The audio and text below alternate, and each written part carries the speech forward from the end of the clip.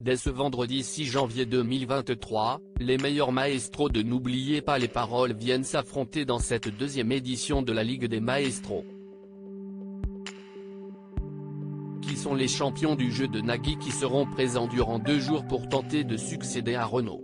Une compétition en chasse une autre. N'oubliez pas les paroles n'en finit plus de créer de nouvelles versions. Outre les primes événementielles avec des célébrités ou des enfants, plusieurs compétitions ont été déclinées en 15 ans d'existence. Cela fait plusieurs années que les plus grands maestros s'affrontent en solitaire durant les Masters, compétition de plusieurs semaines qui vise à élire le meilleur d'entre eux chaque année. Depuis 2019, les champions du jeu jouent en équipe dans le tournoi des maestros. L'équipe gagnante peut remporter jusque 100 000 € pour une association caritative. La Ligue des Maestros 2023, les 10 meilleurs maestros de N'oubliez pas les paroles au rendez-vous. Il s'agit là d'une grande nouveauté car, pour la première édition en 2022, il n'était que 5 maestros à s'affronter les uns contre les autres. C'est finalement Renaud qui a remporté la première ligue. 2022 fut une bonne année pour le Belge qui a aussi remporté les Masters en novembre dernier.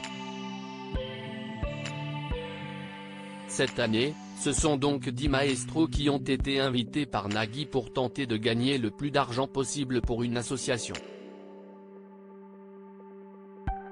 Et pas n'importe quel maestro car il s'agit tout simplement des 10 meilleurs candidats au classement global de l'émission. Les téléspectateurs de France 2 pourront ainsi retrouver dans l'ordre du classement Margot, l'actuelle recordwoman de l'émission, Caroline, Kevin, Renaud, Jennifer, Hervé, Christopher, Jérémy, Caroline et Maureen. La Ligue des Maestros 2023, cette nouveauté qui change la mécanique du jeu de Nagui après s'être affrontés en solitaire puis en équipe, les maestros jouent pour la première fois en binôme. Et les duos n'ont pas été constitués au hasard, mais en respectant l'ordre du classement. Margot sera ainsi en binôme avec Hervé, Caroline, deuxième, avec Christopher, Kevin avec Jérémy, Renaud avec Caroline, 9e, et enfin Jennifer avec Maureen.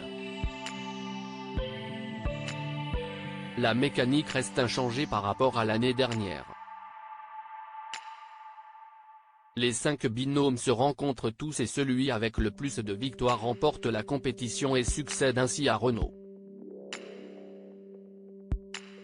À lire aussi Je peux vous adresser la parole ? Nagui se fait rembarrer par une candidate de N'oubliez pas les paroles, l'animateur n'en revient pas.